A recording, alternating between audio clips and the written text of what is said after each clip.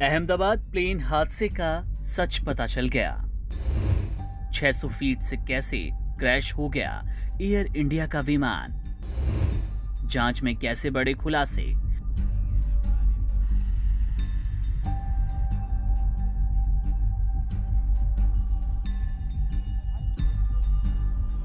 बारह जून 2025 को अहमदाबाद में एयर इंडिया का बोइंग 787 ड्रीमलाइनर विमान दुर्घटनाग्रस्त हो गया, जिसमें 270 लोगों की जान चली गई। इस विमान में चालक दल के 12 सदस्यों सहित कुल 242 लोग सवार थे। टेक ऑफ के कुछ ही सेकंड बाद ये विमान तकनीकी खराबी के कारण नियंत्रण से बाहर हो गया और मेघाणी नगर क्षेत्र में एक स्थित मेडिकल छात्रावास परिसर से टकराया। टक्कर के बाद विमान में भयानक आग लगी, जिससे यात्रियों, चालक दल के सदस्यों और जमीन पर मौजूद कई लोगों की मौत हो गई। विमान हादसे की जांच में शामिल अधिकारियों ने शुरुआती जांच में पाया कि टेक ऑफ के कुछ ही पलों बाद विमान के मुख्य विद्युत प्रणाली में बिजली चली गई। घटनास्थल से मिले मलबे, टेक ऑफ के वीडियो फुटेज और अन्य साक्ष्यों के आधार पर ये संकेत मिलता है कि बिजली की आपूर्ति में गंभीर गड़बड़ी हुई। हालांकि ये गड़बड़ी किस तकनीकी कारण से हुई, इसका खुलासा ब्लैक बॉक्स से प्राप्त डेटा के विश्लेषण के बाद ही पता चल पाएगा।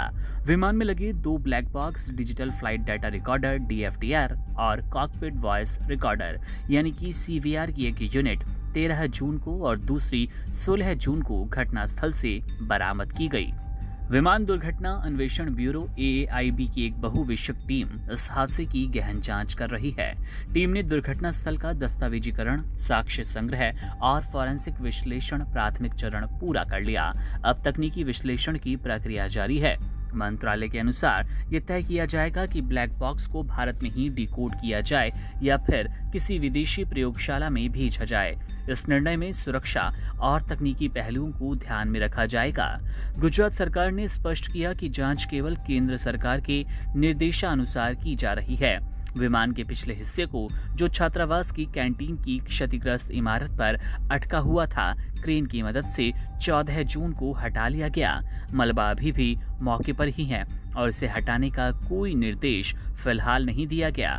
पहचान प्रक्रिया के तहत अब तक 215 पीड़ितों की पहचान DNA मिलान के जरिए की जा चुकी है और 198 शव उनके परिजनों को सौंपे गए हैं। स्थानीय दमकल विभाग, फॉरेंसिक विशेषज्ञों और विमानन जांचकर्ताओं के साथ मिलकर इस जटिल हादसे की तह तक जाने की पूरी कोशिश की जा रही है।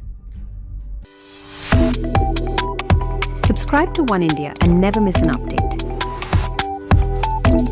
Download the One India app now.